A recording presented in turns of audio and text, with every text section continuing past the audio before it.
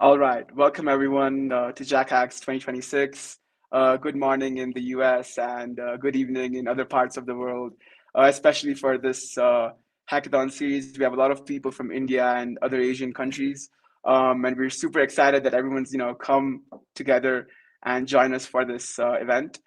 And yeah, we are going to be kicking off with some logistics and sharing some details about how the next few days are going to be spanning out and what all things you guys need to be keeping in mind. So I'll just share my screen and kind of walk through the opening ceremony. Um,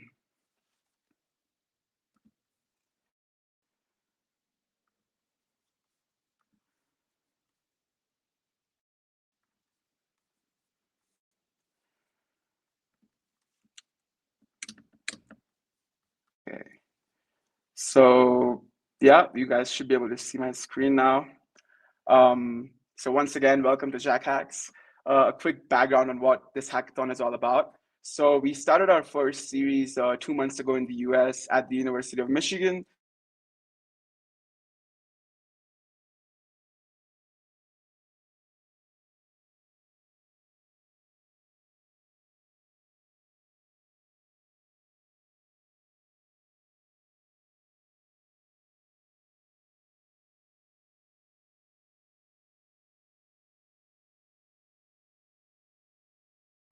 um, for the spring slash summer season.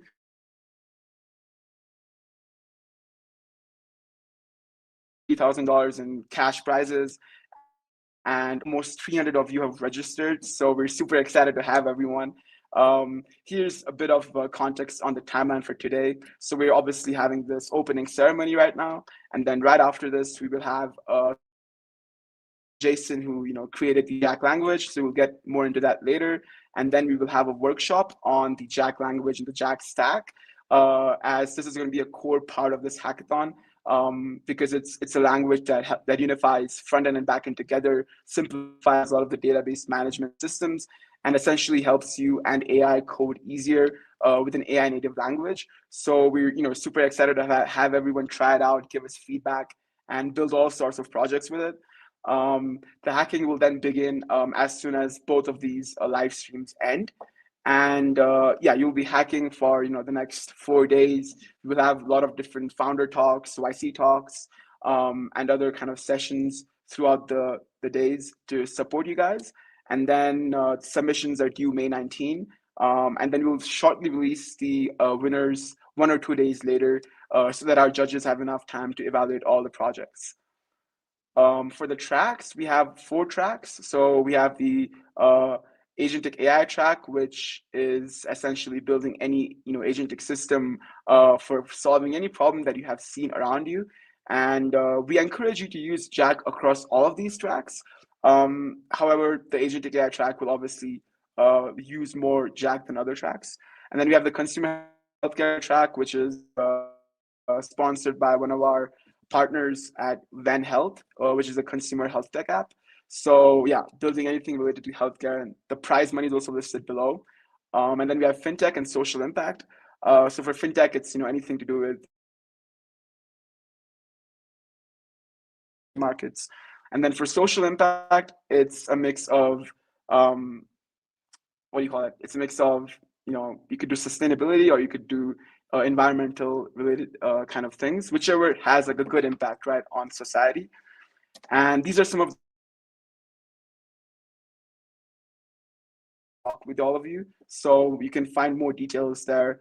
I'm not going to go through all of these in like great detail now, but you can have a look at it. And yeah, our main sponsor is Jaseci Labs. So they for this hackathon. And then we have Rain. And yeah, these are some of our other partners as well. We have Lovable, Pair VC, who is sponsoring the best startup track. And yeah, I would, now like to hand it over to Jason to give the opening remarks and the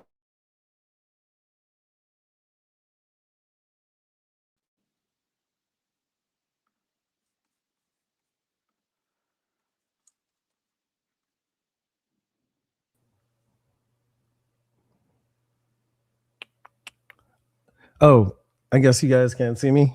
Can you guys hear me? All right. Let me see what's going on with my camera. It's working on my end. I don't know what's going on. I'll fix this in 2 seconds, guys. Thanks for your patience. Thanks for being here. This is going to be a ridiculous event. Let me see here.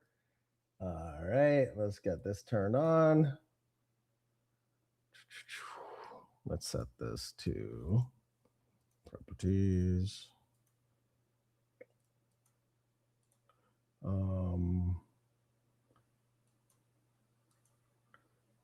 Okay. I'm going to have to do this a little differently than I planned, but hold on. Properties. All right, let's do it like this. And then I can do this. Due to technical difficulties, of course. All right. Let me know if you can see me. No.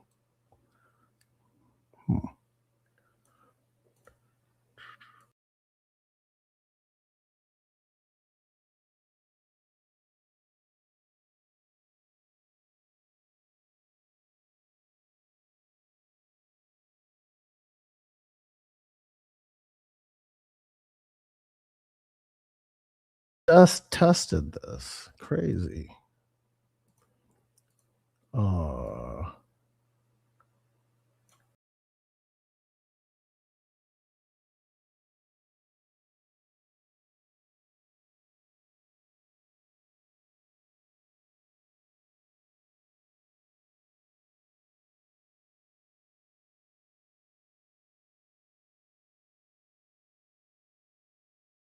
Can you guys see me? Okay. There we go. Hello, hello, hello. Thank you guys for your patience through that little bit of technical difficulty we had there. But I'm here and I'm very excited to have a conversation with you guys today. So the first thing I'm going to do is I'm going to share my screen. So let me first introduce myself before screen sharing. So Jason Mars, I'm a professor of computer science and engineering here at University of Michigan. We have been working for a number of years on what we believe to be the next technology stack that will dominate how software is built.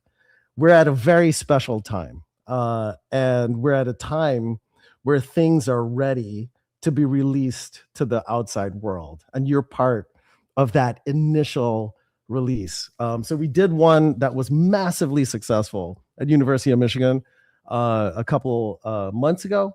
And now we're happy to take it global. We had 250 participants in person, day-long grind, and they built some of the most breathtaking projects I've seen. And so we're going to do it again, and we're going to do it better. We're going to have better results, better impressive creations, and I'm hopeful to see some of the creations you guys do today become potentially startups that you can take to the next level. So with that, let me just jump into the story of what is our point of view on the world and where we think we're heading and how we should get there. So screen share, entire screen, we'll do that one. And I will get these slides going.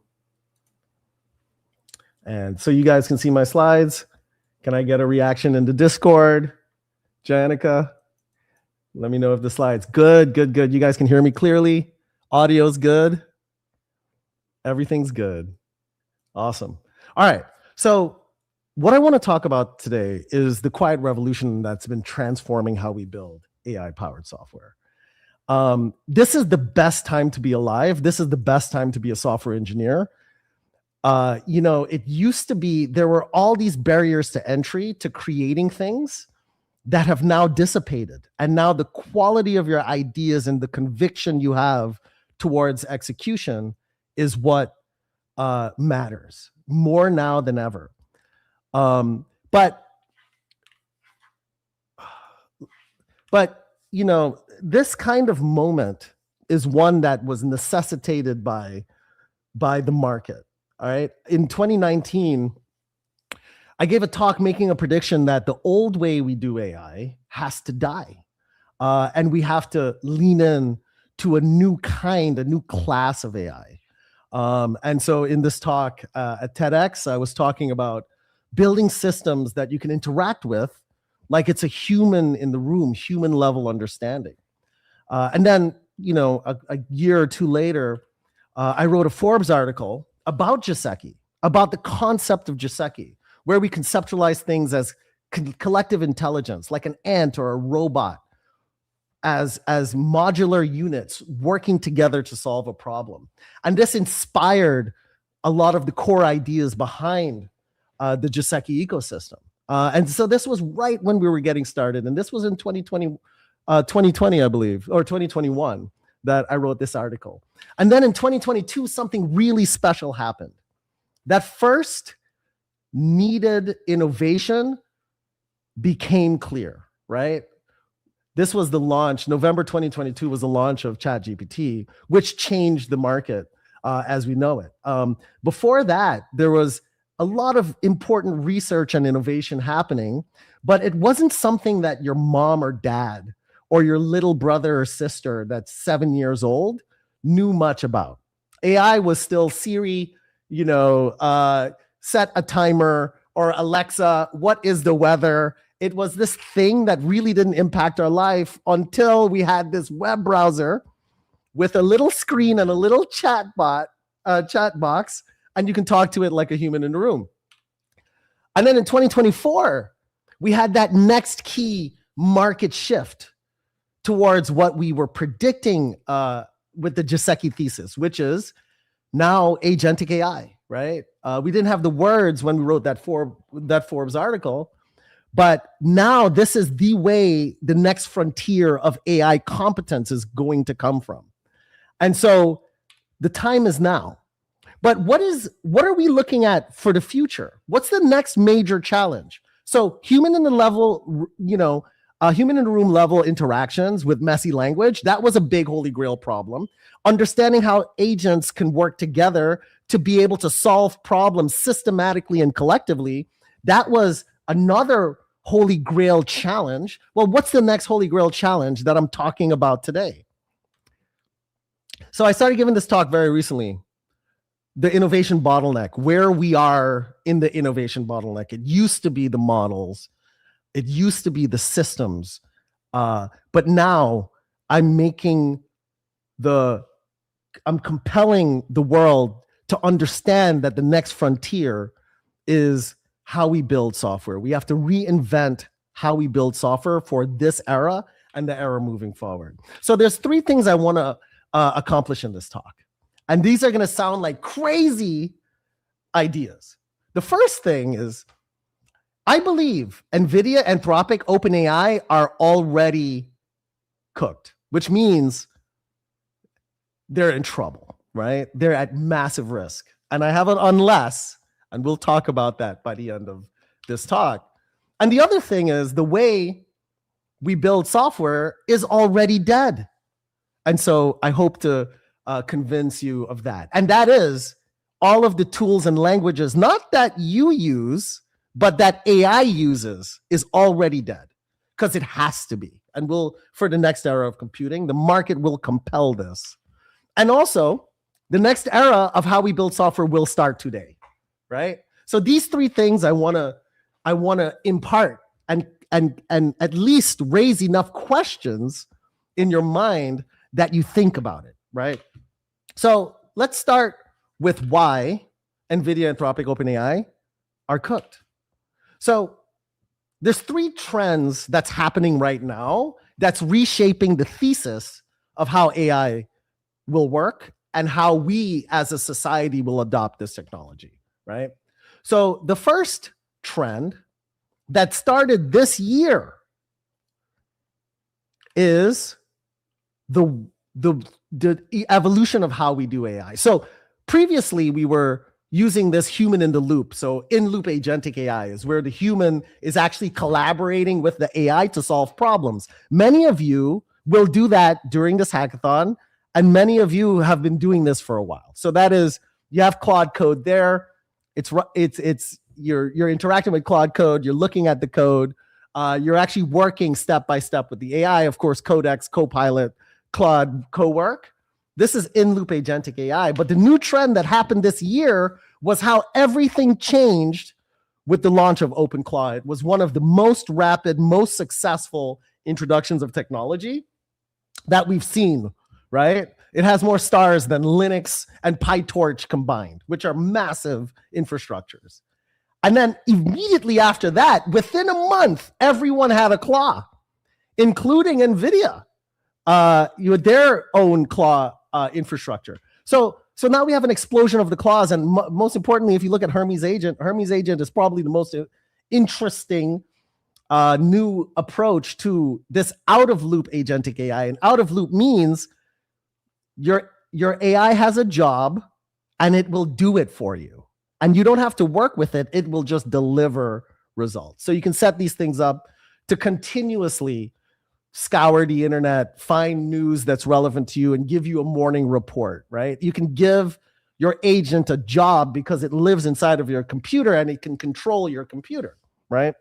So this is a massive trend that's happening, and it's changing the way the market wants to engage AI. Right now, these kinds of loops where the AI has a job and does it continuously until it's done is essentially what the Claude Code team thinks is the future. They recently talked about, the creative Claude Code recently talked about, that's the future of Claude Code, is out of loop, right? You guys might have heard that Bun recently changed their entire implementation from Zig to Rust. That was using AI with harnesses that are more out of loop than in loop. 1 million lines of code was not pair coded, by Bun's creator. Another important trend is something that is happening faster than I anticipated. So if you look at these three graphs are from 3 models that I'm sure you've heard of, and you probably would prefer to use rather than say the expensive Claude Code or the expensive OpenAI's ChatGPT Codex. So Kimi K 2.5, GLLM, it's now 2.6. I should have updated that. And then Minimax is now M2.7. And then GLM 5.1. Oh my gosh. I should have it's moving so fast. You can't even keep the numbers right, up to date, So, but these models are competitive with the frontier models in the US. OpenAI, Anthropic spend billions of dollars training models, and China, these models from China have met the level of performance and sometimes will beat the level of performance you'll get from a commodity, say, Sonnet or Opus 4.6, 4.7, right? And so these are open source, open weight models. So we have control of these models. These models are available. They have MIT or Apache licenses. And so the ideation of a few companies controlling this technology, the concept of frontier models that will dominate, how we, you will have to be paying per token forever. That's under threat. Now, these models are too big. If you get the smartest one, they're still too big to run on your desktop. But that leads us to the next important trend. Apple's entire thesis right now, Apple Computer, is they aim to take AI out of the cloud, right? Now, of course, that's what they want to do. They're best positioned to do that. They're one of the top 3, top 4 companies on the planet right now. And they only provide compute outside of data centers. There's no Apple Cloud, GCP, AWS. So they're oriented to understand how consumer compute, the stuff that lives on your desktop or on your laptop or in your phone, can be the centerpiece as to what drives AI forward. And then there's startups like this pocket-sized AI supercomputer. It's the size of a phone, and it'll run 120 billion parameter model at 30 tokens per second. Indeed, most of the time when you're using ChatGPT over API, or you're using Anthropic, you're getting 30, maybe up to 50 tokens a second. So this will run as fast as that with 120 billion parameter budget. This Kickstarter launched with like a target of, I think, 25K. I can't even remember anymore. 25K, and they're at $2+ million. And it's essentially an accelerator specifically for models. The market wants this. And indeed, what happened with Apple when OpenClaw came out was Apple could no longer stock Mac Minis. So given two options, run your OpenClaw on a Mac Mini or a local small computer, or run your OpenClaw in a cloud, the market is rejecting cloud claws. They can't sell it. There's companies trying to sell claw environments that will then call the models. The only reason we use models in the cloud today is because we cannot run it locally, or we would, right? That's what the market wants. So these three trends lead to two observations. We want to control the technology. We want to own it. We want to be able to wield it locally. And we also want to be able to build whatever we envision without having to have the chains of token cost, token pressure, et cetera, right? And if you look at the companies that are dominating right now, so NVIDIA's entire business model is around the cloud continuing to be strong, even though the market doesn't want that. Apple is releasing the Mac Studio this year. October is the prediction as to when they'll release the Mac Studio. And if it has 512 gigabytes or 1 terabyte of local memory available, you'll be able to run these three models on your desk, right? So this year, by the end of the year, you'll be able to run these three models on your desk for free, and these compete with your Opus 4.7. So that's going to happen. And when that happens, NVIDIA is going to really, really be at risk, right? AMD is going to do even better because AMD is the only company that's positioned to compete with Apple on the desktop because they have the GPU and the CPU integrated, ATI graphics, etc. And so we're going to see an interesting shift in the market. Later in this talk, I'll also double click on this point. So we can see that NVIDIA is cooked, right? The market will go there. Later in this talk, I'll talk a little bit about how OpenAI and Anthropic are also cooked, unless they save themselves. And I have the answer for how they save themselves. I think. It's all prediction, but I haven't been wrong so that much recently. So, you never know. You never know. It's got to start at some point, right? But there's a problem. And now we're getting to the crux of the real focus of Jaseci Labs, and the incredible team that I'm lucky enough to get to work with. The problem is we have all these new technologies. We have AI. AI is writing our code now. Many, many folks don't even want to review human written code. They want the code no worse than the AI can do. And unfortunately, humans often produce worse code or code much slower. Actually, code much slower is probably, the bigger pain point. But here's the issue, right? So the languages we use, the way we build software today is represented by the languages on the right, right? These are the top languages in the market. Python, JavaScript, and then you could go down the list. C++, Swift, Go, Kotlin, etc. Rust coming up. But when you look at the top languages that we use to solve problems, to build applications, to build full stack apps, to build the technology of the future, Python was invented in 1989, right? So that's in like 1990s, early 1990s. JavaScript was as well 1995 or with the browser. And we're still using those technologies to run our applications today. So that's a problem. It's a problem because in 1990 and 1995, we did not have internet. There wasn't connectivity. We didn't have cell phones back then.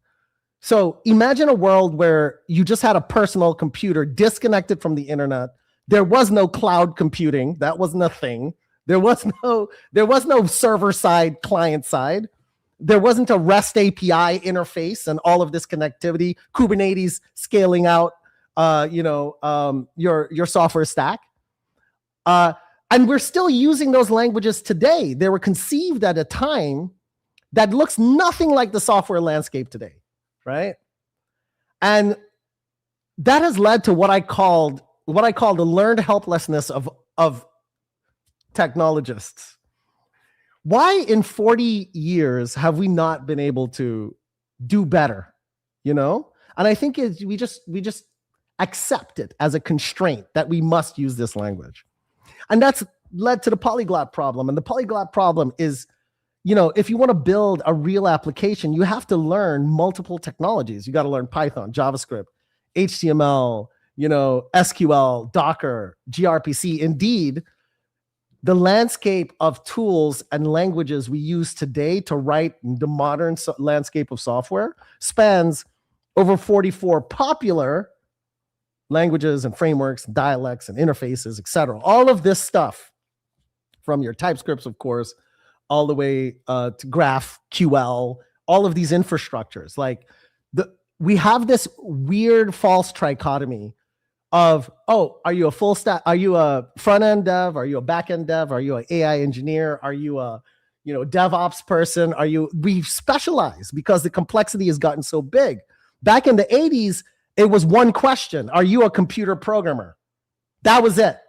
Now it's which of the 30 specialties to write software are you today? And that is from the complexity, from the polyglot. And indeed, so this is 44. Of course, you're not going to actually use 44, but this is minimal. If you want to build a full stack app, this is the easiest way to do it. You still have 6 languages to learn. And you also have to learn the configuration languages of, your YAMLs and your Docker configs, et cetera, to get launched, right? To build anything. It's a lot of complexity. Now, here's the important thing. AI has the same problem. If I want my open claw to build a piece of software for me, Claw's going to have to go off for 30 minutes and solve all of these problems at the same time and make sure it's good and it doesn't have holes and it doesn't break and it doesn't leak data. And it's more complexity. So if you have a large model like Opus 4.7, that model has to be good at all of these things to build modern software. That's a lot of intelligence capacity that has to be used up. That's a lot of tokens that has to be written. And so that's where the idea of Jaseci and Jack comes from. Now, let's just get to what it really looks like. So this is a full stack to-do list app today, written using all of the popular, it's React, TS, Fast API, Python. Because if you're going to do any kind of AI work or model work or PyTorch work, Python is the AI backend glue interface. And it's using SQL Alchemy, right? SQL Alchemy is an easy ORM, object relational model, so that you can easily talk to databases. These are all of the tools that we've invented so far to make this easy is in this code. But when you have to deal with the polyglot, when you don't have to deal with the polyglot and you can design a language and a technology stack that can raise the level of abstraction, you'll have what we have on the right. Now, this is an actual Jack implementation of the same code that's on the left. And this is real, right? And you're going to play with this. And you can build anything in this language. And I'll explain why that works. Let me just say right now that you can import anything into your Jack programs. You can import any Python module. You can import any JS module. What that means is you can use any PyPI package, any NPM package, and you can also link to C libraries with one language. That sounds kind of crazy, but it's actually real. Additionally, we've been doing a lot of work on how do we represent How do you design your code constructs assuming that AI is present, right? And so we've created new language abstractions for, say, prompt engineering, where on the left is what you'd have to do today to write all your prompts, but on the right, we have a published like crazy tech that lets you use a compiler, use the language runtime to be able to extract the semantics that your prompt needs. So you as a coder only have to give hints, right? And so on the left becomes what's on the right in Jack. You could, by the way, being that you can implement anything, you can do it. You can use Jack to like import all the Python libraries, SQL Alchemy, all the stuff, and you can end up with large code bases, but the abstractions are present where all of that can be hidden. And so you'll understand how to do that today. Now, we're going to be introducing the next iteration of 2 cutting-edge technologies that we're cultivating, and we're going to make available here. So, of course, there's the Jaseci open source ecosystem. There's the Jack language. We've got skill files. The models will be able to write amazing applications very quickly.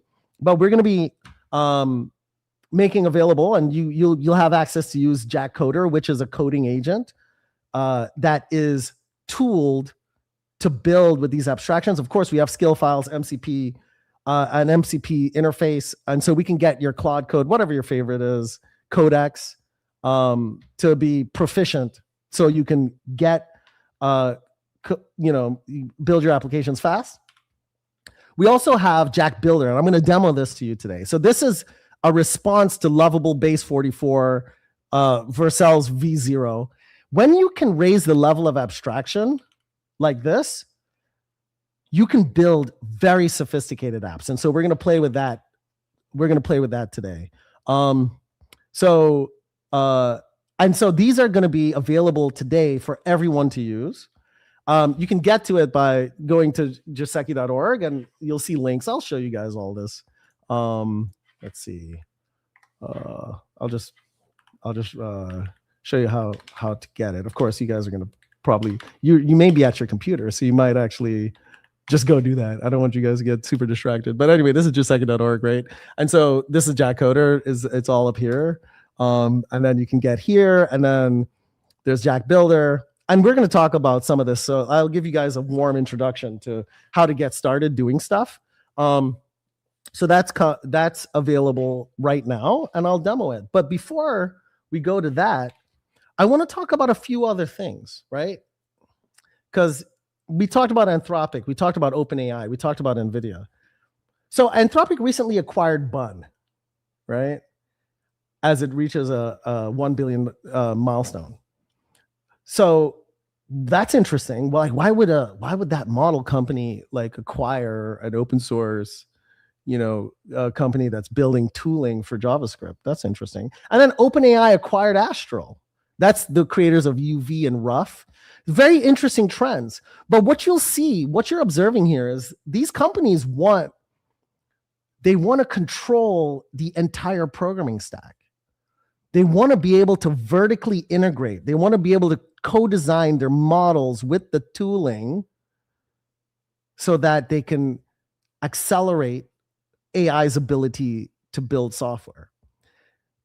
They don't know it yet, but they're going to want to control more of that stack.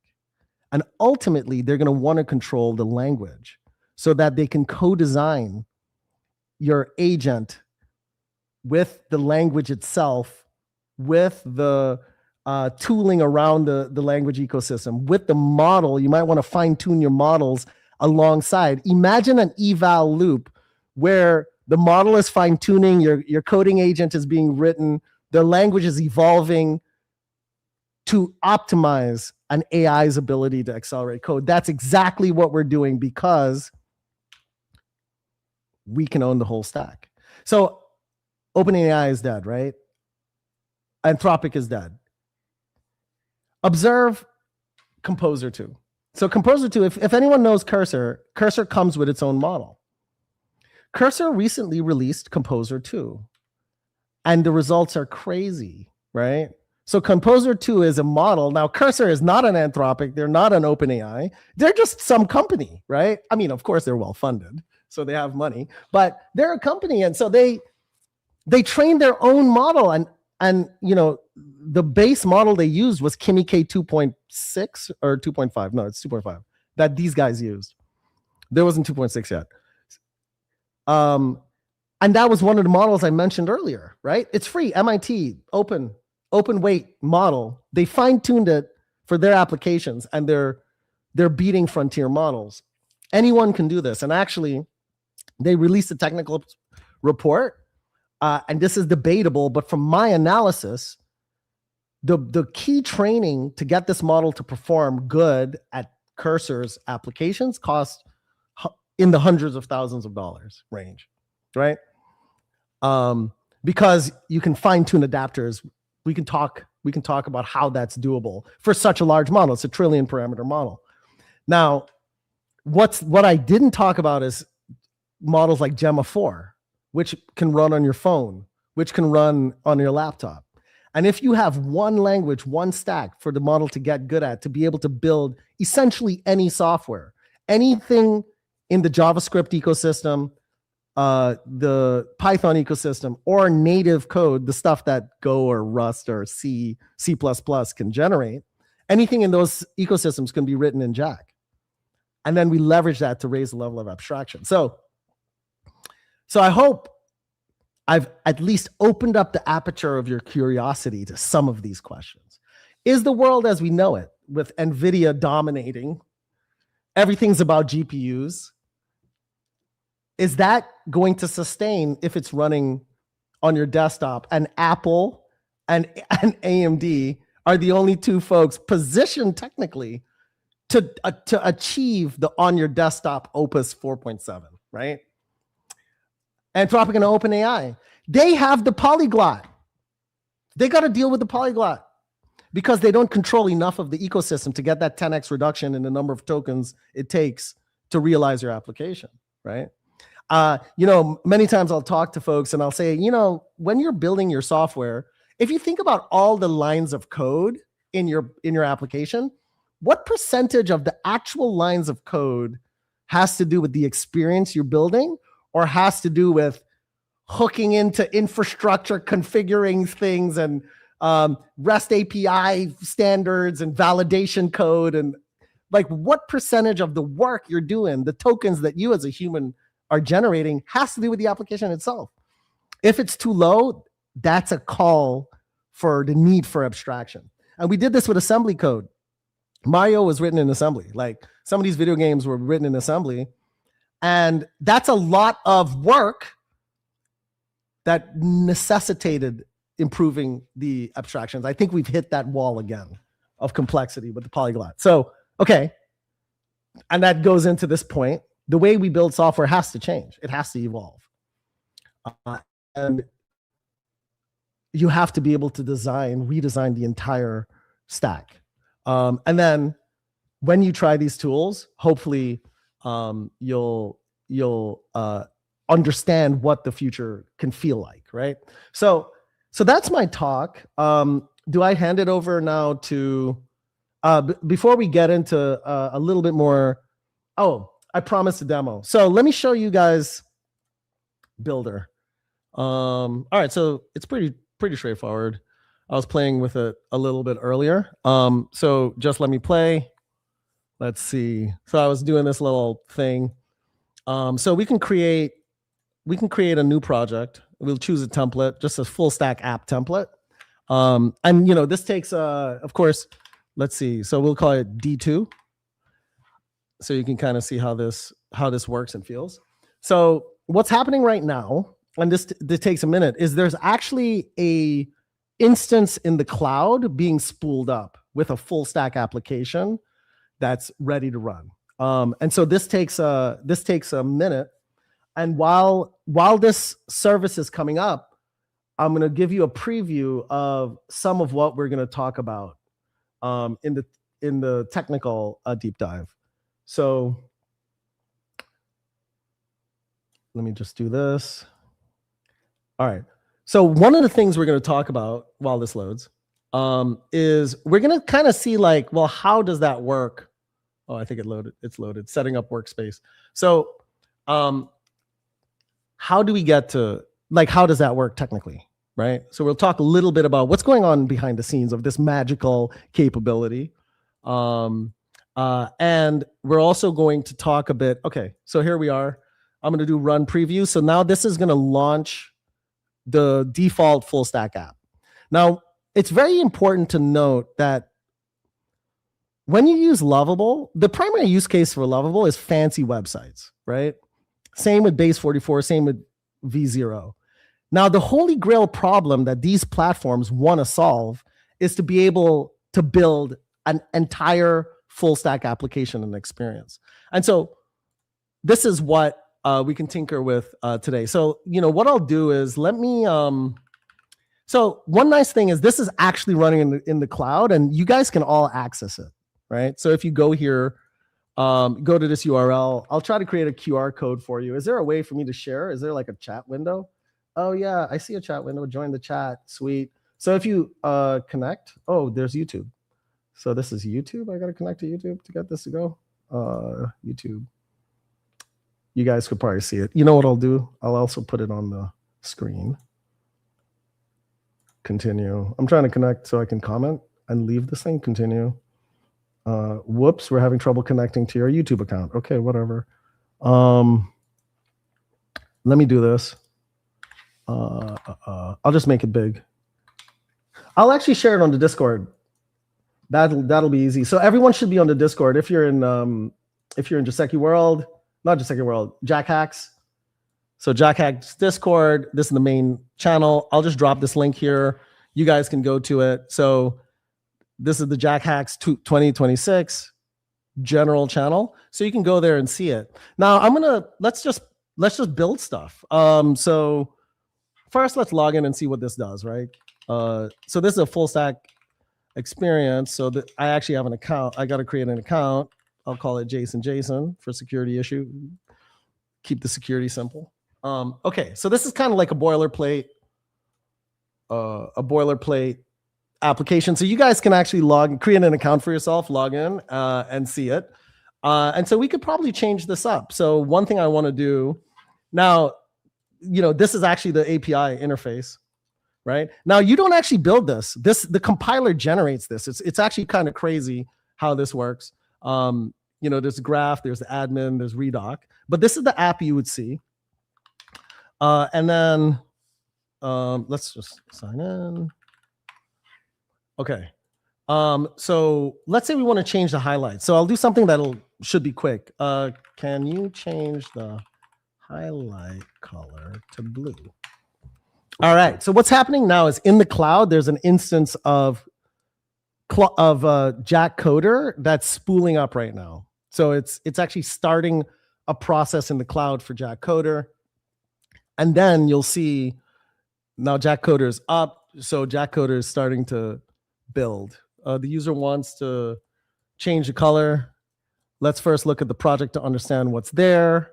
So here it's doing its agentic stuff here. So it's looking at files and folders. It's searching for the relevant places. It found global CSS.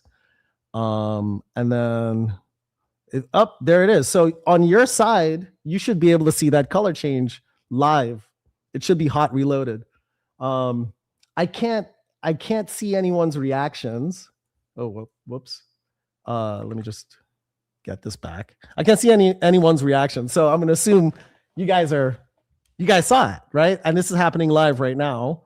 And it's continuing to clean itself up, I guess. Okay, so it's done. Amber yellow is now whatever. So let's do something a little bit more fancy. Can you make changes to turn this into LinkedIn type app where everyone can see each other's posts? Can make and see each other's posts. Now, so I'm giving it something super challenging. And so as any agentic system, usually this takes a good while for it to reason and build, but I'm going to let that build and we'll see where we get while I show you guys a little bit more of what's going on in here. So there's an editor. And so, of course, you can see the components. It might be changing these components as we build. Of course, this editor is really for kind of the more sophisticated coders. A lot of people that use Lovable just generate and go. And so that kind of flow works well here. Here you see it's loading the Jack skills. I'm going to show you guys where the skills are so you can see how models get really good at Jack. By the way, very important. This entire application was written in Jack.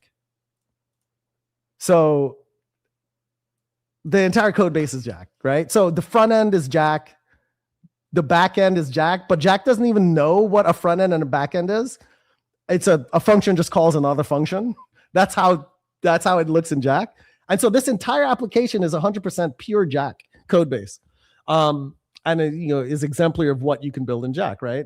Including the cloud side stuff, spooling out sandboxes, all of this goodness. And then there's a Git tab here, so you can actually see it actually makes commits, which is nice. So as the model's working, it's automatically making commits. So we can actually look and see what it did to change the color blue. And so it made those changes to change the color blue in the Jack application. So you can kind of peruse the code base as it goes and see your commits here. And of course, you can actually commit at any time to a real repo. And so there's a full GitHub integration. You click connect to GitHub, that works. So it's going. I don't know what it's doing. We can check the preview again. I'll have to log in. Okay. So while it's building, it's hot reloading. That was a good example. So it's actually changing the code base and then it's reloading as the code base is changing. So you can kind of see sometimes the code base is not in a runnable state. And so you'll see it flash and so forth. So every time it flashes, that's another hot reload because the code has changed. While that's happening, so you on your end can actually see this if you have load the URL, right? So if I go back into JSON, let's see what we've got going on inside. Maybe I got to sign up again. Hold on. Signing up. Oh, already created. Let's do. So I'm literally using this while it's changing, which is kind of insane. So let's call it John. Let's do a Jacob, because it's also changing the data model too. And so the data model is also changing. Sign up. Okay, so I'm in. All right, so this looks the same. So it's still working. I got to pick better passwords, so it doesn't always do that. So it's still working. It's doing some infrastructure stuff. So you can kind of see the changes it's making as it's making them. So here it's actually creating new server-side infrastructure as well as client-side infrastructure. So this, you could tell it's client-side over here. And how this works is all going to be explained shortly. So it's still going, and something as like a LinkedIn, which should take about 15 minutes actually. And we'll see that probably in the next session. It'll be done. And so this is a Jack Builder. This is the Jack Builder experience. At any time, you can actually pop out of Jack Builder and go into a Git repo. And so what I recommend for everyone is start with Jack Builder, build ideas, prototype things out. And at any time, you can go into your favorite IDE environment, load up the skill, and then you just continue developing from there. So yeah, with that, I guess we won't just wait. I like this. See, it's adding types. So beautiful. Now store the username on sign up flow. So it's working, it's building. So we'll let that build, and in the next session we'll look at how it works. Oh wait, did this? Oh wait, let's see if we have any. Where was it? This is the editor. That's the chat window. Let's close that. It's pretty full featured editor. But how do I close the editor? They added some UI features. Oh, here's the preview. Good. So this is the preview. It's starting to preview again. It's continuing to build.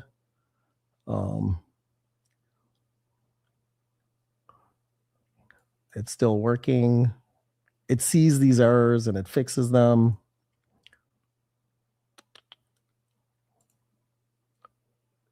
It's restarting actually the it's a full agent just working. It's kind of out of loop. But keep checking the URL I shared, and then you'll see the final product. And then you can actually post to each other. And so I'll leave this up and running so you can actually use it throughout the hackathon. But with that, I'll pass it over to Janica, and we can wrap this section.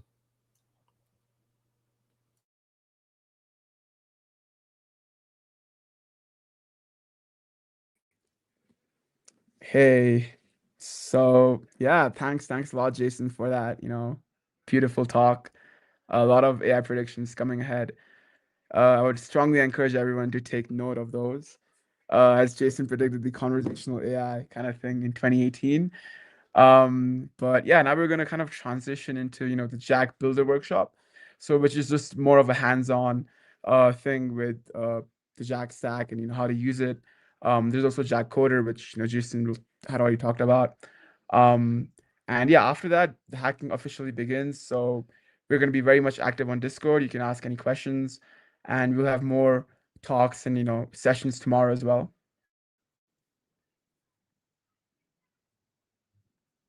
So yeah, all to you, Jason. Oh yeah, we also have some questions. I guess we could take some questions before we go into that segment. So yeah, we have a question about using Jack Builder for the hackathon.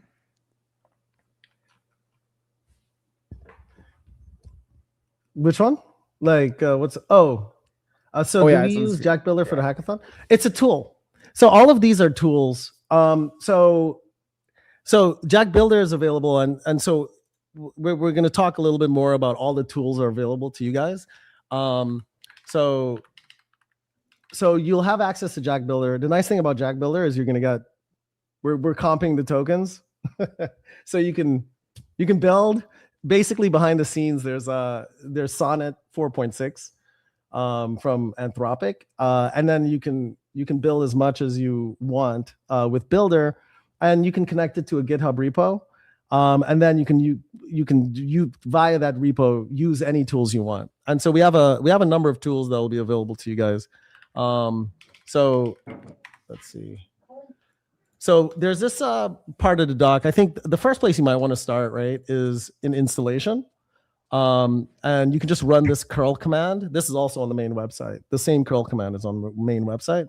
So you can use this curl command to get your system going. It's just UV basically. It's very, very quick. And then we have agent skills. So I think that this would be a really good resource. It's a set of Jack skills that the model can just choose to use as it's building. And this should get pretty much any harness. It can kind of accelerate any harness. And then there's an MCP server. Now, the MCP server has a lot of endpoints.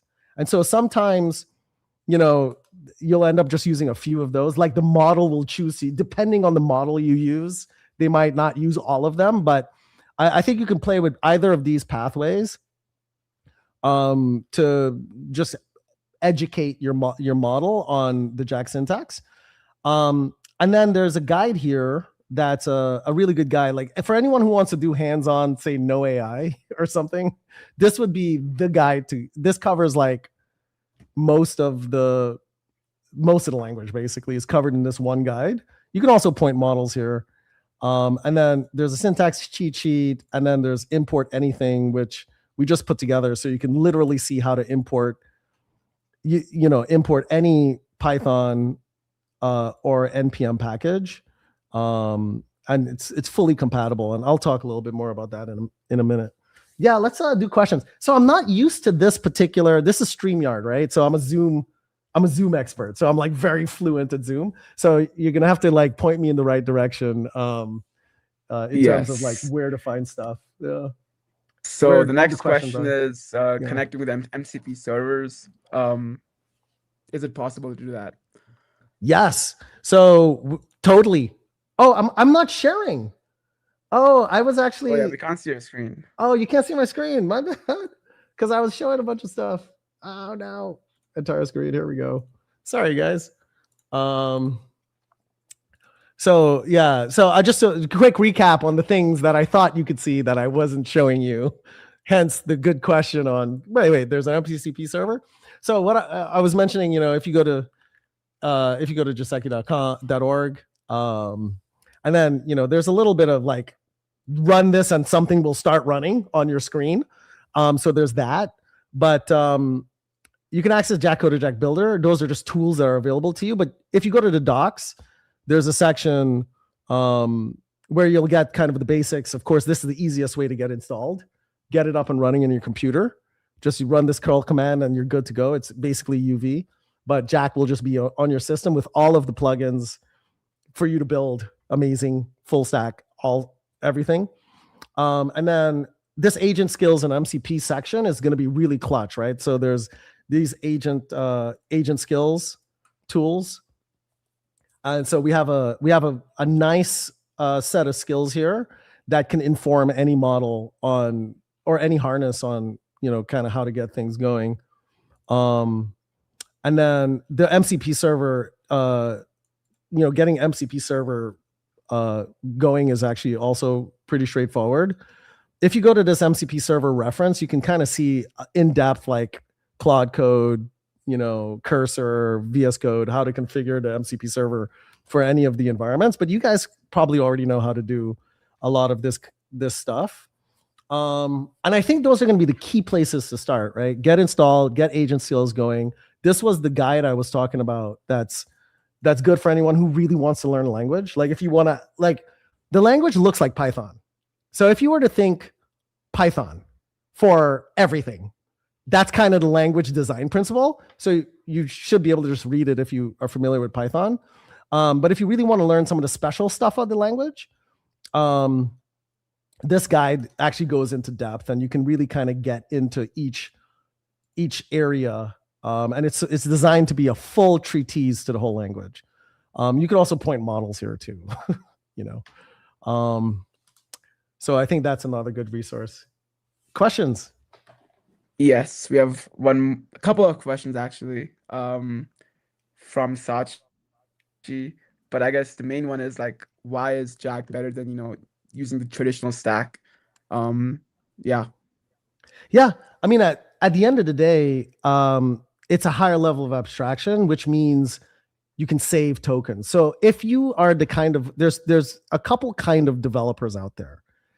If you're like, I just want to vibe code a prototype with my eyes closed, and if you've ever used Lovable or if you've ever like ended up with a slop fest that you can't reason about, so you can't reason about it, you have to rely on the AI, and there's a lot of complexity, and then often it's the case, and this has happened to a lot of companies when they'll launch, and then they'll have a data breach or they'll leak. OpenClaw had this. And so there's a lot of attack surface and complexity that you have to solve.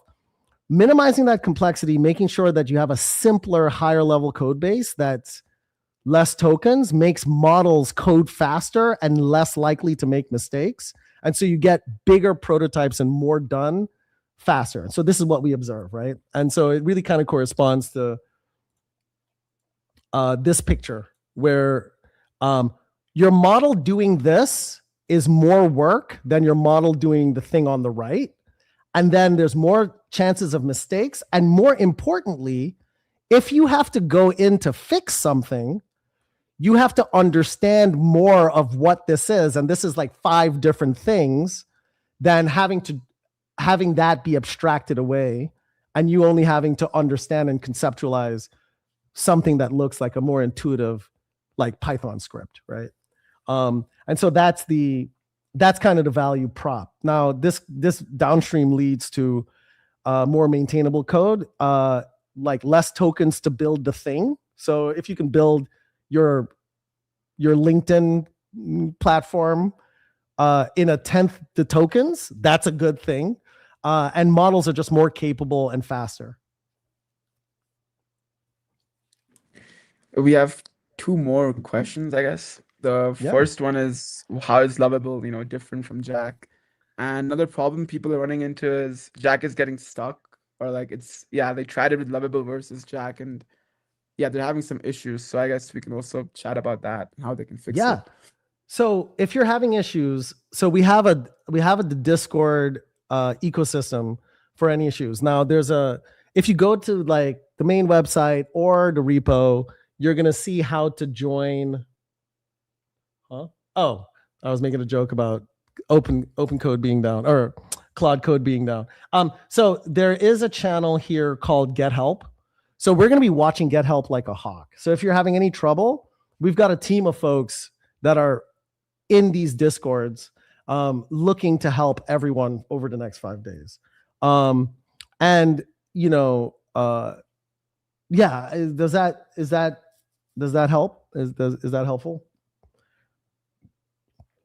I mean, I'm not specifically familiar with the particular challenge the person's having, but generally do share it here, and then we'll be on it. Yeah, I think the main challenge is a couple of people have tried it and it's just not loading, or it's not like building the app. Oh, which one? Jack Builder? Yeah. Oh, okay. So two things. Oh, I see. So that was the question. How's Jack Builder different? How's Jack Builder different than Lovable? So the use case is the same, right? The idea is you want to use a platform to build your application. However, the scope of what you can build is incredibly larger. So if you use Lovable, and we do this all the time, this is actually our demo, right? Like we'll actually have Lovable and we'll have Jack Builder, and we'll put the same thing in, give me a full stack LinkedIn clone. And then Lovable will give you something that doesn't work, right? Like there's no backend. There's no way to share information between two users, let's say. So it'll give you a website that looks like LinkedIn that you can kind of click through, something like a Figma like prototype, but it doesn't give you a fully functional, launchable web app. Now, with Jack, you can build X, the whole platform, right? And maybe some of you guys might do that. You could build and launch X in an afternoon to like 100 people to your school, right? Because the language removes the complexity, all the things you have to get right between a front end, back end interface, right? I'll talk about this I guess we can probably switch gears to the technical, which will be fun. Any other questions before you want to kind of switch gears to the second part? Another question is there a way to connect it to your local IDE? So I guess Jack Coder could work. Yes. So, this is actually very important, team. So pay attention to this, because I think in the last hackathon, people kind of missed this. Some people missed this very important detail. So I'm going to bring up my VS Code right now. Ubuntu. Let's just do this. All right. So you guys can see. So I'm going to go repos. Let's just code J1. Okay, I'm going to bring up my VS Code, and it's there, so you guys can see it. And then, so the Jack, of course, Jack is built in Jack. So let me show you the GitHub. Let me make this a little bigger so you guys can see. And then I'll show you these very important things. Oh, wait, hold on.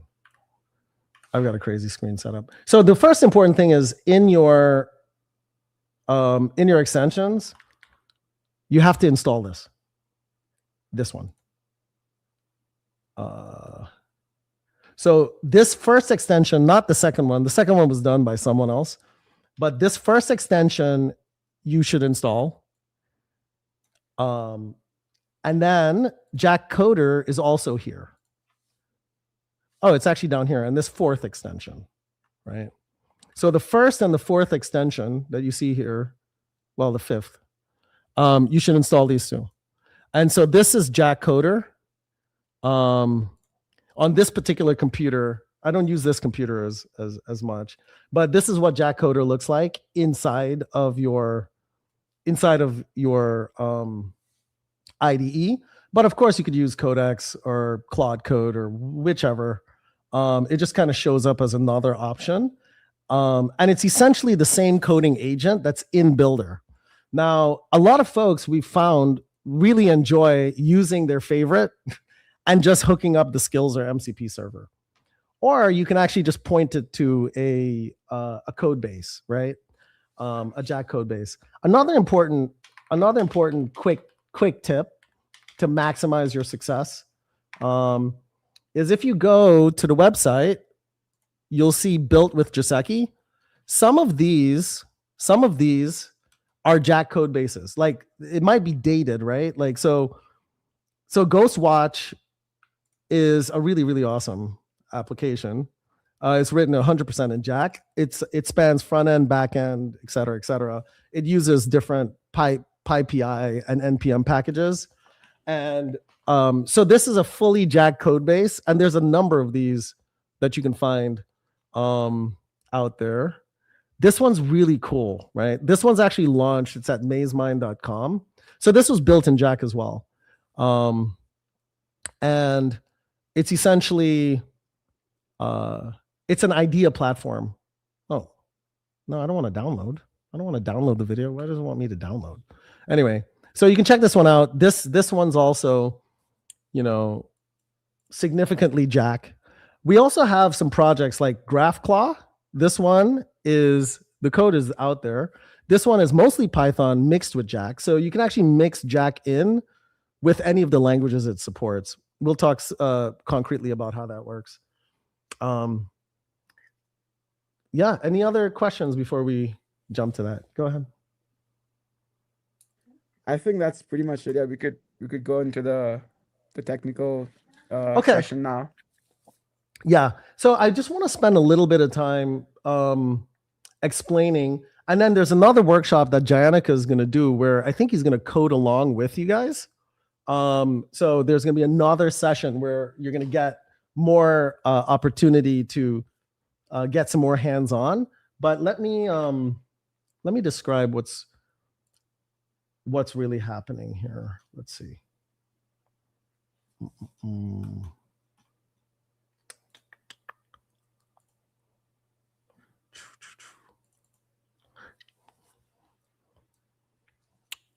So I think it's actually useful for folks to understand kind of how this works, right? So if you look at this slide, and you guys can see the slide. Okay. So if you look at this slide, on the left is what you have today, right? If you want to build something, I mean, you'd have to use these three kind of pipelines. And so TypeScript, when you bundle or compile anything in TypeScript, let me see if I can find the questions. I want you guys to ask questions as I go, right? Okay. For me also, it's the same. Didn't work at all. Not able to create any app in Lovable and Vercel. Okay. We're going to see, definitely, we're going to see what's going on the back end with Jack Builder. Okay. So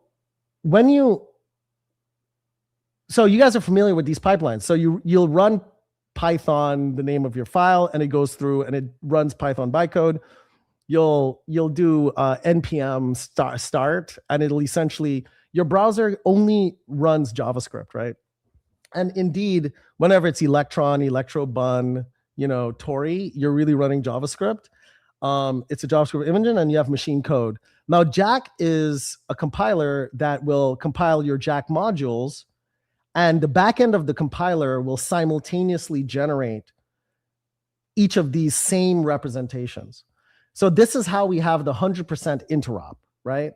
So you can essentially write and interact with any of these kind of pathways in the compiler. So what you're essentially running is your browser is actually running JavaScript with, with the whole ecosystem.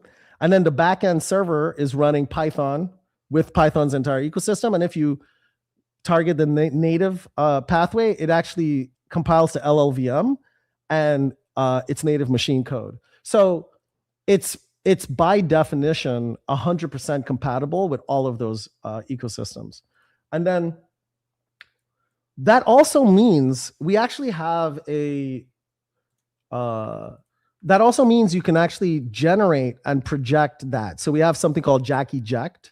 So you can actually eject your project and it will give you what I call the polyglot code base, right? It will give you a code base that is composed of JavaScript, Python, and machine code, and you know, and the actual targets. So it's interoperable, and I think this is one thing that's really important to understand.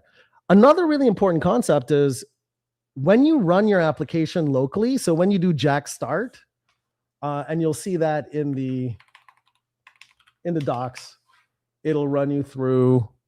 So this doc, if you really want to, if you want the model to do stuff, Agent Skills is the place to go. If you want to do stuff, this build, the day planner is the place to go, and you'll see there's a jack start. So when you run jack start, you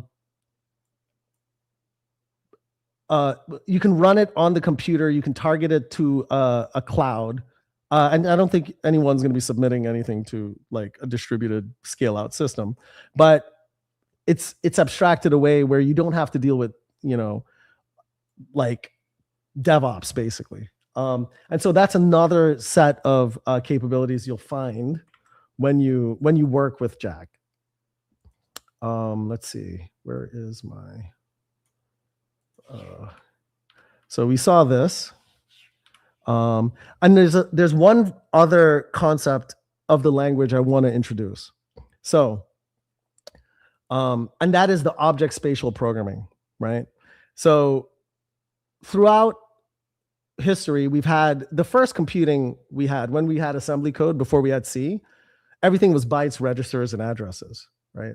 So you didn't have types. It was just these registers are 32 bits, and I have a set of operations I can do on these registers, and then there's locations in memory. And then with C, we had functions and structs, right? So we had the notion of a type, and we had the notion of a function, and that's all C offered. And then we had Java, C++, Python, like everything we know today, which has objects and methods, right? So this is object-oriented programming. This is functional procedural programming. And then this is low-level assembly programming. Now, Jack also introduces a couple new abstractions related to object relationships and events. You don't have to use these abstractions. These are similar to everything doesn't have to be an object. Everything doesn't have to be, you can have functions. You can mix the abstractions you use. But there's two places where these abstractions really, really sing. And so you're going to get to hear from Janica about one of them. But these abstractions are used for abstracting away databases, right? Like you don't have to, you can essentially leverage this abstraction to not do the database integration work. Now, if you wanted to do it, and there's a skill for this, if you wanted to do the, if you wanted to import SQL Alchemy and then hook that up, you can do that, right? Or if you wanted to directly import PyMongo or whatever, you can do that. Or you can leverage some of the abstractions in Jack so that this goes away, and then you can reduce those lines of code. This is how we get the 10x code reduction. So when you see those abstractions, I want you to understand that it's contextualized along with the other abstractions you might know and love. Now, the guide here will plop you into it right away, right? It'll start teaching these abstractions like nodes and edges, which are essentially classes. And then there's the notion of root and how that works, right? And so essentially this program here is creating a database. And that database has a task that holds title and done, and there's 3 of them. And so this is how databases are created, and it essentially becomes a graph, right? So So you have a graph that represents your data for each user. Every root is a single user, and they have these data. So when you go through this, if you want to understand the abstractions, you can kind of go through this, and this will teach you and walk you through, how that works, dog, cat, et cetera, et cetera. It really steps you through how you can leverage this abstraction so that you can simplify database operations. But I also emphasize that you can import any PyPI or NPM package, so you can build how you want. What I would recommend is leverage the skill, right? There's a skill that knows how to do it. So there's a skill for auth. And you could also read these skills to also learn about the language. But there's a skill for auth and how that works. And then your model becomes very good at doing that. Let's see. Here's a skill for Walker patterns. And so this is related to some of the OSP stuff. And so you have node, item, et cetera, with some of this. This is very much so the programming model that I just mentioned here, if you so choose to use it, this object and relationships.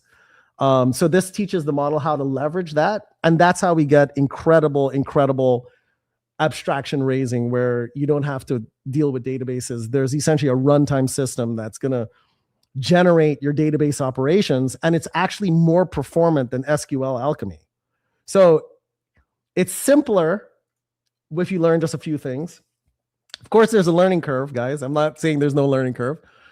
But it's simpler to deal with than, say, learning how to use ORM effectively. And then you save many lines of code, and it's faster because the runtime gets more opportunities to optimize things. And so, okay.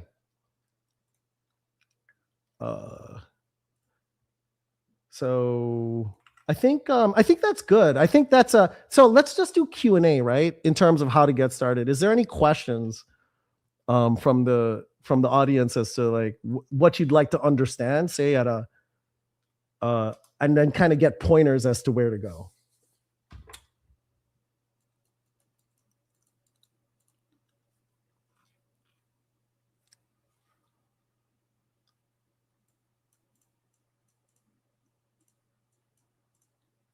I think we should have running applications to give demo, because when you tried, you're facing errors. Same with us all. So without basic things working is really difficult to follow.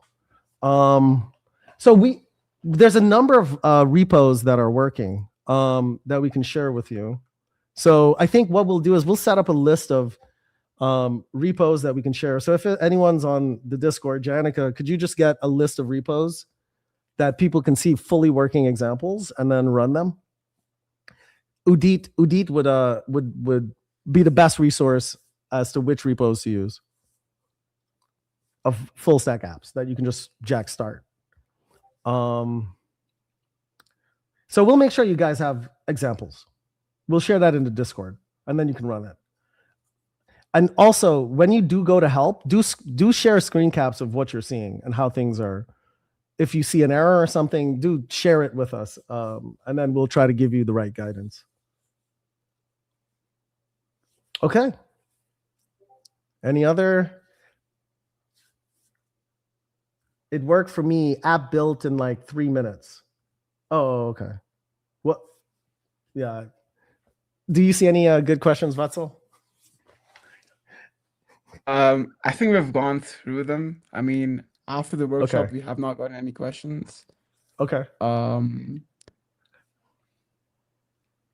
Yeah, so let's just wait a minute or two if anyone has any other questions. Cool.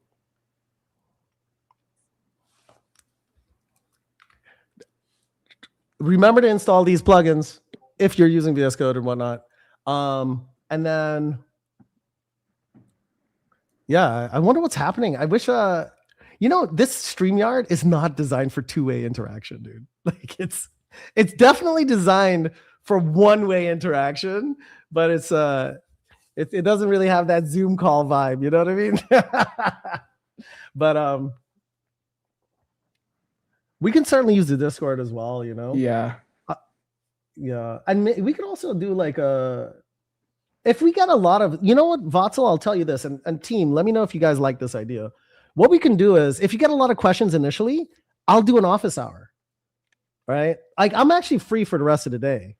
So I don't know what time it is for various folks, but I'm free for the rest of the day. So I'm happy to do an office hour once we kind of see what it is that folks need help with. Yeah.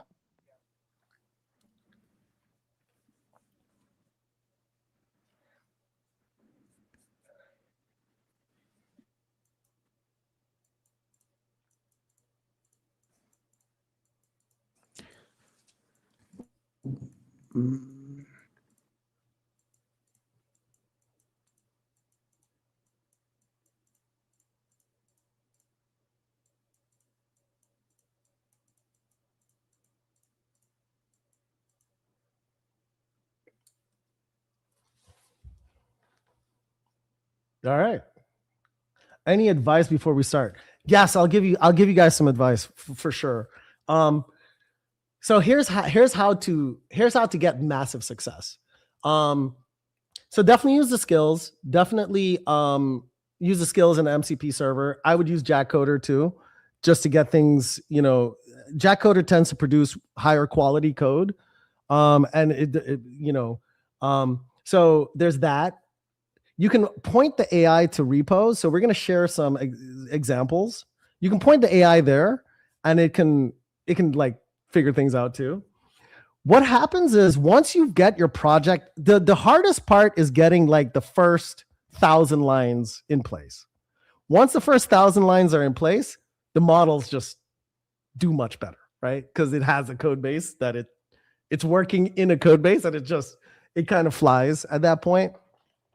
I would say another key tip is definitely reach out, right? So one nice thing about Jack is that it type checks across boundaries that have never been type checked across before, like across the boundary of your front end code and your back end code, essentially. And I can show like a little example. Let me see. I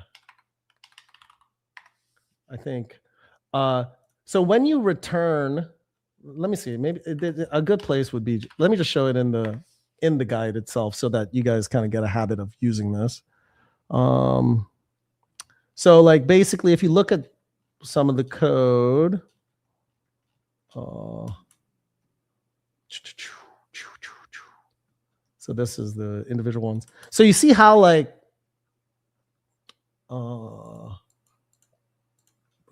column. I'm trying to find the perfect example for you guys. Right, add task, toggle. Let me see. I'll just bring it up in the. I have so much going on. I don't even know where's that? Oh, here. Got 3 screens. Okay, cool. So let's go here. And I'll just go to an example folder here. We'll go to day planner. Oh, let's do.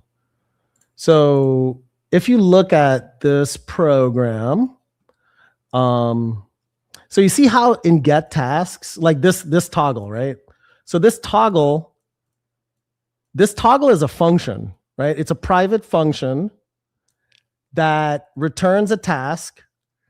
And here you can see it's returning task, and task is of type task, right? So there's this thing up here called a task that this will live in a database. There's no database code, but this is living in a database, and you're returning just a task object. Now the consumer of this is in front end CL, right? Let's see where the consumer of it is.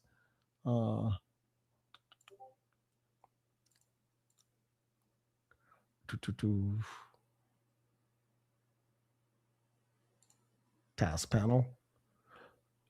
So you see this toggle task here, updated equals await toggle task.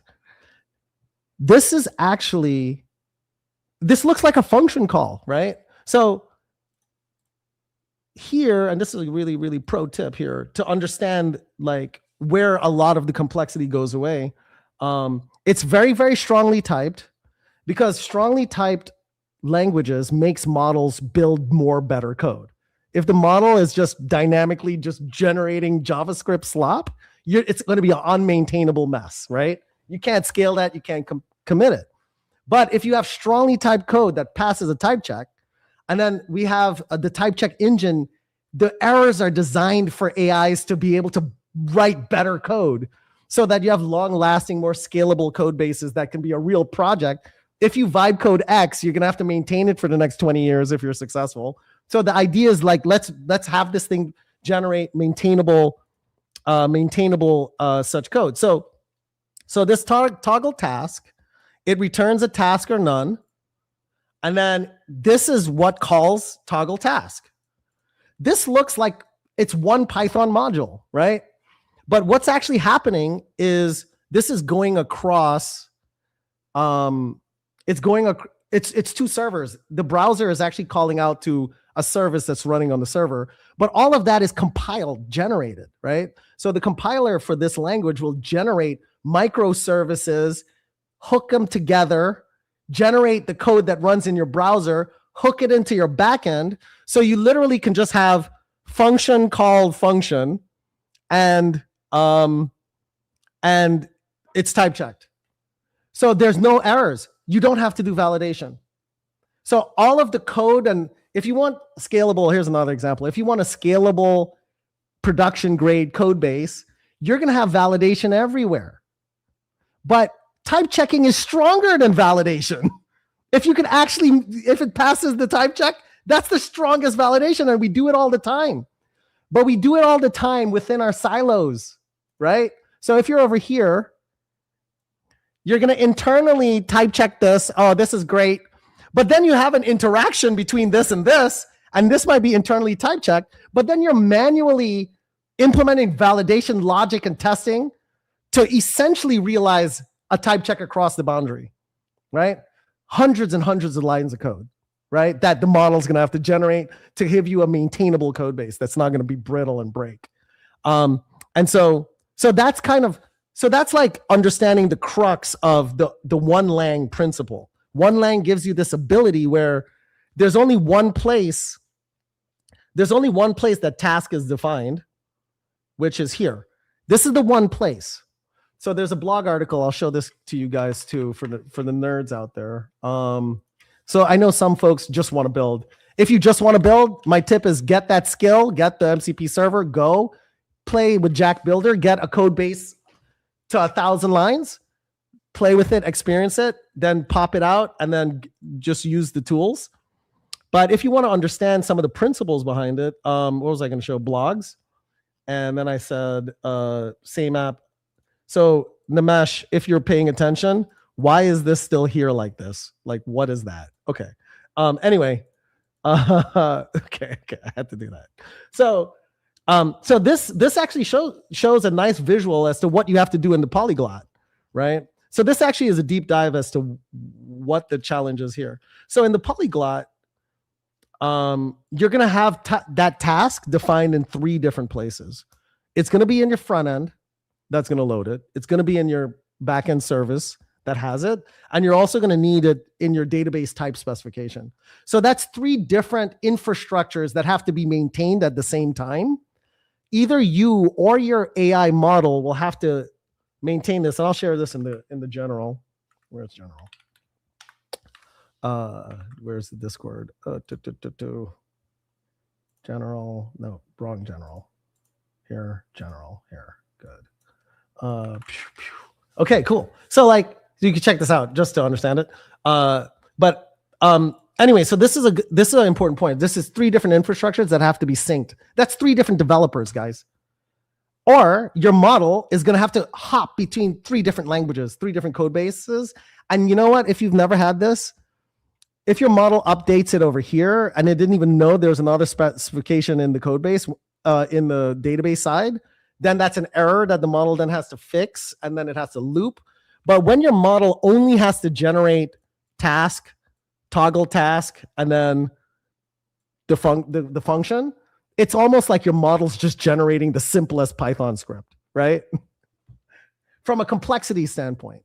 And so kind of understanding that principle is important. Now, this particular example heavily uses some of that fancy database object relational stuff that's new. And this looks very like different than what you might be used to.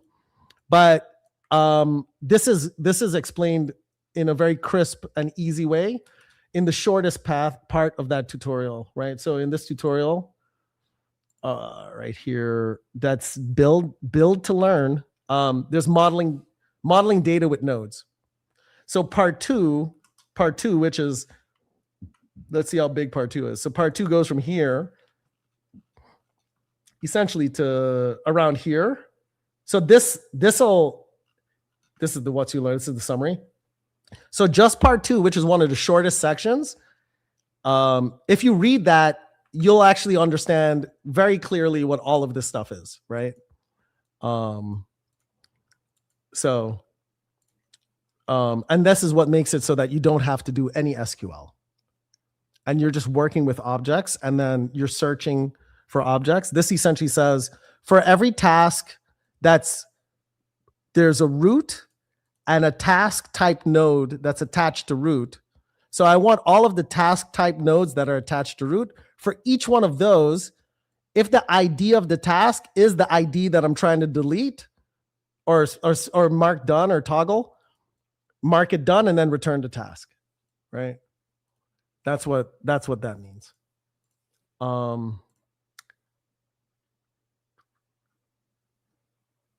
So, okay. Last question. What's your opinion and POV on AI content system, which helps with distribution? What's your opinion and point of view on AI content system that helps with distribution? Yeah, I guess they posted a follow-up. I think what they mean is like AI for content creation, basically. Oh, I think we're already there, guys. Did you guys see this?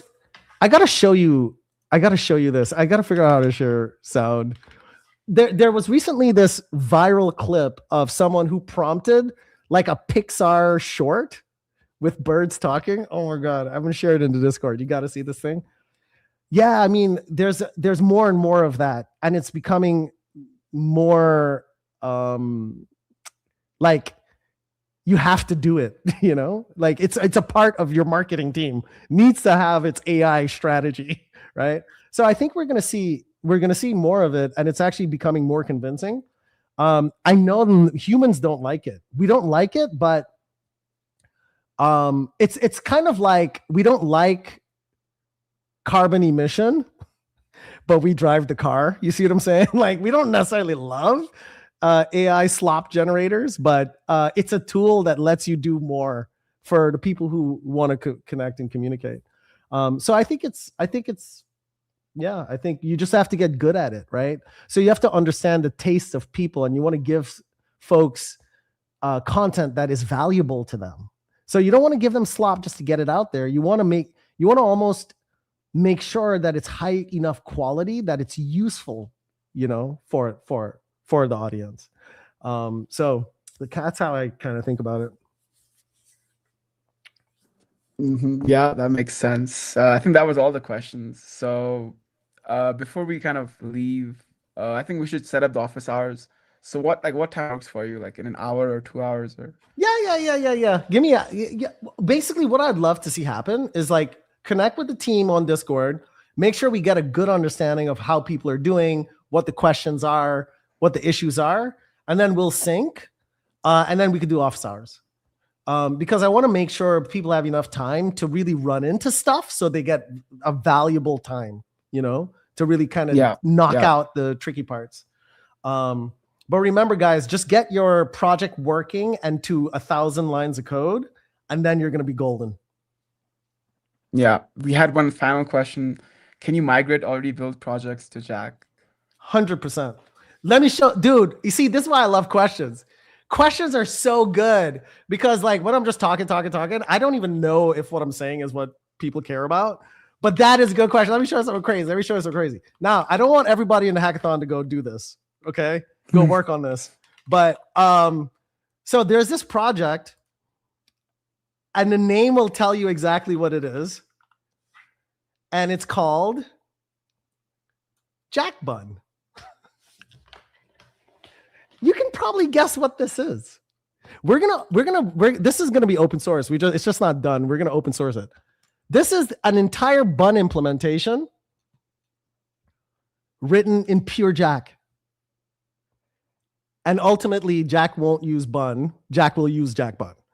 All right. And so, yes, you can migrate existing projects. And actually, so a good colleague, actually the team that built Ghost, I shared it with you guys. The team that built this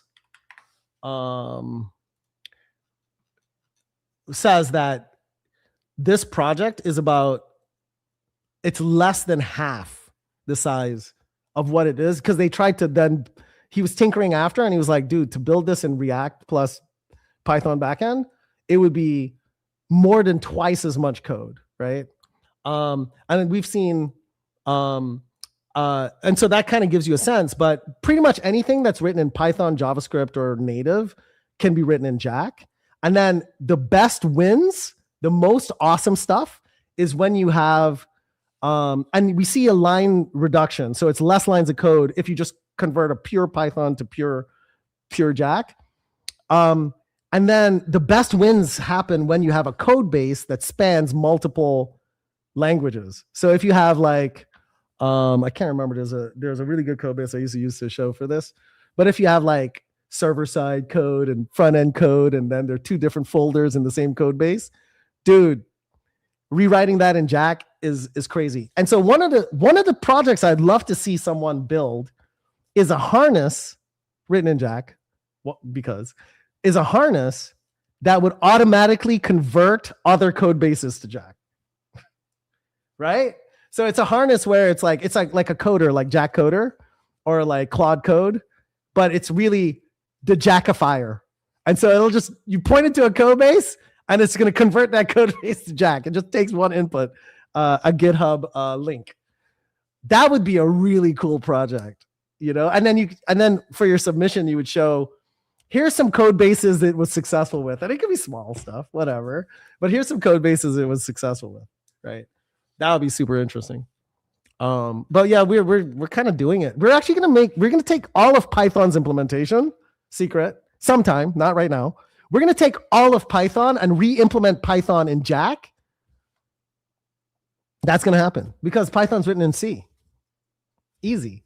Now imagine this: if you have a perfect Jack code base with Python, a perfect Jack code base with Bun, and then we have the perfect Jack code base that's the compiler now. That's one compiler, right? Anyway, I'm getting ahead of myself.